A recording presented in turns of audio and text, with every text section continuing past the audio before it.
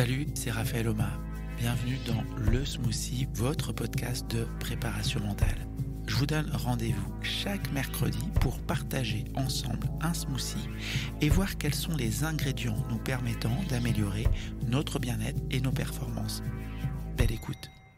Salut les smoothers et les smootheuses, je vous espère en pleine forme aujourd'hui.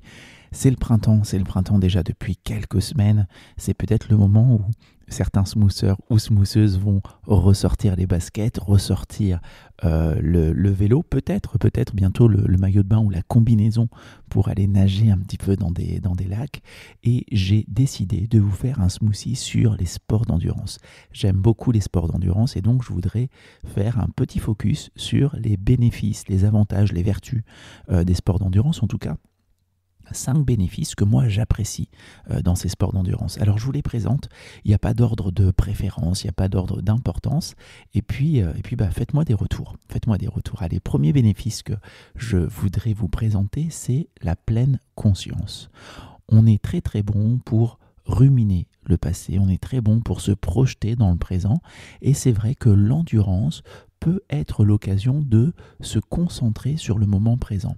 C'est-à-dire que ça peut être l'occasion parfois déjà de se concentrer sur son souffle. Voilà, on est dans un effort un petit peu difficile, on se concentre bien sur notre respiration, ou alors on décide de se concentrer peut-être sur des mouvements particuliers, peut-être sur notre contraction musculaire à chaque pas ou à chaque coup de pédale. Etc. Tout comme les sports d'endurance peuvent aussi, quand ils sont pratiqués dans un environnement que l'on trouve beau, peuvent aussi être l'occasion d'être pleinement conscient de ce qui se joue autour de nous, de la beauté des paysages, de la nature, mais ça on y reviendra. En tout cas, ça peut être l'occasion de se concentrer sur le moment présent, sur nos sensations physiques. Deuxième bénéfice, alors le deuxième bénéfice, bizarrement, pourrait être vu comme exactement l'inverse de ce que je viens de dire. Et pourtant, tout est dans la nuance et dans la coexistence en même temps de ces deux bénéfices. Ça peut être la méditation en mouvement.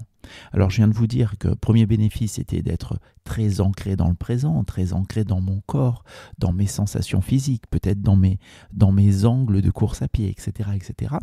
Et puis, en même temps, je trouve que l'endurance, c'est l'occasion de méditer en mouvement, c'est-à-dire de laisser mon esprit divaguer librement, parfois de réfléchir, parfois même de trouver des solutions à des problématiques que l'on peut avoir et qu'on n'aurait pas trouvées en restant assis sur la chaise derrière son bureau. Et d'ailleurs, des recherches menées par des neuroscientifiques montrent que l'exercice régulier améliore notre façon de réfléchir, notre fonction cognitive, notre mémoire et notre concentration. D'accord ? Et donc ça, c'est en gros lié au fait d'avoir des efforts, notamment des efforts d'endurance. Il y aurait davantage de flux sanguin dans le cerveau. Et puis ça contribue en fait à développer de nouveaux neurones et donc ça vient renforcer de nouvelles connexions neuronales. Donc là aussi, finalement, les efforts d'endurance, certes, nous permettent de méditer, mais en plus, c'est pas juste une sensation comme ça, c'est que physiquement, il se joue vraiment des choses aussi dans notre esprit. Je précise que de nombreuses fois, moi personnellement, en tout cas, j'ai eu des idées en allant courir, et donc là, j'étais pas dans la pleine conscience, mais j'étais plus dans une sorte de méditation. Je rappelle que méditer peut aussi être vu comme le fait de réfléchir. Médite là-dessus. Allez, troisième bénéfice, c'est la déconnexion.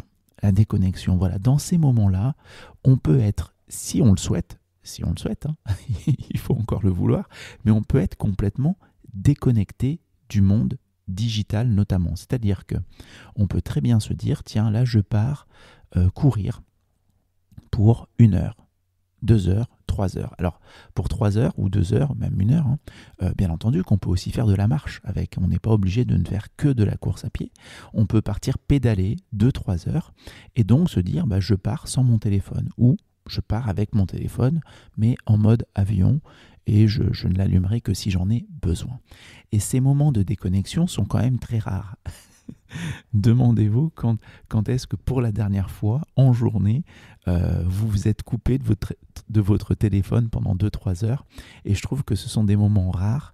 Et comme souvent, ce qui est rare est précieux. Donc c'est vraiment une belle opportunité de se reconnecter à soi, de se déconnecter donc de ce flux d'informations.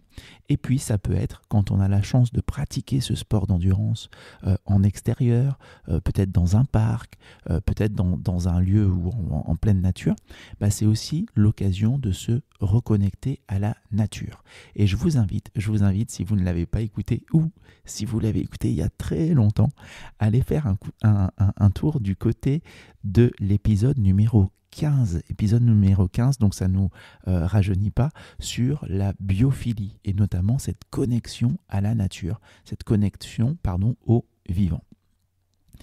Quatrième bénéfice, donc après les bienfaits de la déconnexion, c'est l'estime de soi. L'estime de soi, la valeur que l'on se porte. Et finalement, atteindre un objectif en sport d'endurance. Alors, quand je dis atteindre un objectif, c'est pas l'objectif d'une année, l'objectif d'une saison, c'est juste le petit objectif qu'on s'est donné aujourd'hui, même s'il était de taille tout à fait réalisable, finalement, il vient aussi booster notre estime, il vient nous rappeler qu'on arrive à relever des défis, parfois en se surpassant, mais des fois juste sans se surpasser.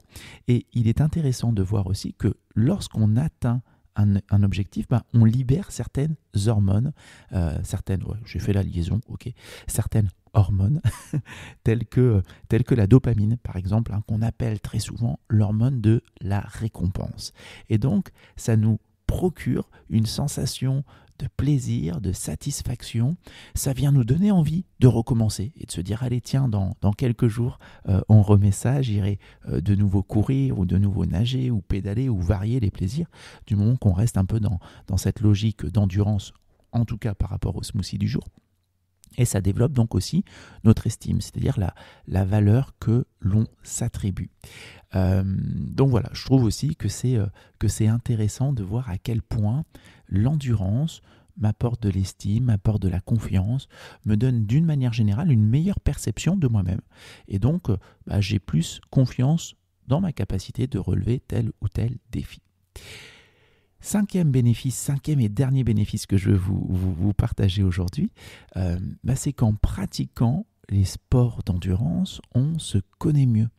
On gère mieux notre effort, on gère nos ressources, on est à l'écoute de nos sensations, on intériorise certaines de nos réactions passées dans des moments euphoriques ou dans des moments difficiles. Et donc on peut en tirer comme ça des enseignements. Et que finalement, je parlais de la satisfaction d'atteindre un objectif, mais que finalement, même quand on échoue, même quand on n'atteint pas notre objectif, voilà, je voudrais courir tant de temps sans m'arrêter, sans marcher, finalement, même quand on échoue, il y a quand même une victoire, il y a du positif à ça. On se connaît un peu mieux, d'accord ? Donc chaque effort, qu'il soit réussi ou non, nous renseigne sur nos limites, sur nos forces, comment éventuellement les dépasser, comment faire autrement la prochaine fois. Voilà. Et d'ailleurs, ce dernier bénéfice, on pourrait dire, mieux se connaître et parler un petit peu de l'échec, c'est-à-dire même quand on n'atteint pas l'objectif, l'échec sera justement le thème du prochain smoothie de la semaine prochaine. Alors, si vous adorez l'échec ou si vous détestez l'échec ou si vous n'avez pas d'avis particulier sur l'échec, je vous conseille aussi de venir écouter le smoothie de la semaine prochaine. Voilà, les amis, merci beaucoup d'avoir enduré ce smoothie, d'avoir fait preuve d'endurance.